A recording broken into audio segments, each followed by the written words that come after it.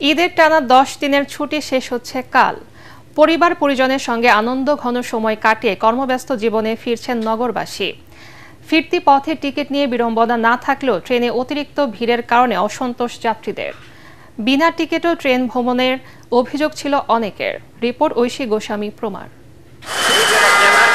ঈদ আনন্দ শেষে ঢাকায় ফিরলেও অনেকের চোখ আর মুখের এই ক্লান্তি বলে দেয় আবারও শুরু কর্মব্যস্ততা। মন না চাইলেও জীবিকার টানে সবাই ছুটে এসেছেন ইট পাথরের নগরীতে। সকাল থেকেই রাজধানীর কমলাপুর রেলওয়ে স্টেশন সহ বাস টার্মিনালগুলোতে ছিল ঢাকায় ফেরা মানুষের আনাগোনা। টিকিটের কোনো সমস্যা হয়নি, আলহামদুলিল্লাহ। ঈদ ভালো কাটছে।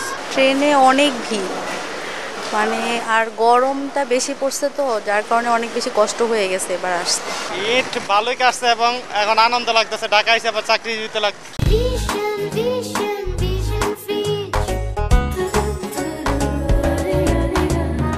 পরিবারের সাথে ঈদ কেটেছে ভালোই, এবার কাজে যোগ দেওয়ার পালা। তাই হাতে একদিন সময় নেই রাজধানীতে ফিরছেন কর্মজীবীরা। প্রচুর ভিড় ছিল, তারপরে যাত্রা ভালোই ছিল আর কি।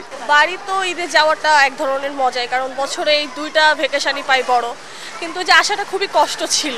গরমের তাপমাত্রাটা এখন ঈদের পর গরমের যে তাপমাত্রাটা একটু অত্যাধিক। সকাল থেকে বেলা 12টা পর্যন্ত কমলাপুর রেলওয়ে স্টেশন থেকে ছেড়ে গেছে 19টি ট্রেন, আর রাজধানীতে এসেছে 21টি। ঐশী গোস্বামী প্রমা, এটিএন বাংলা, ঢাকা।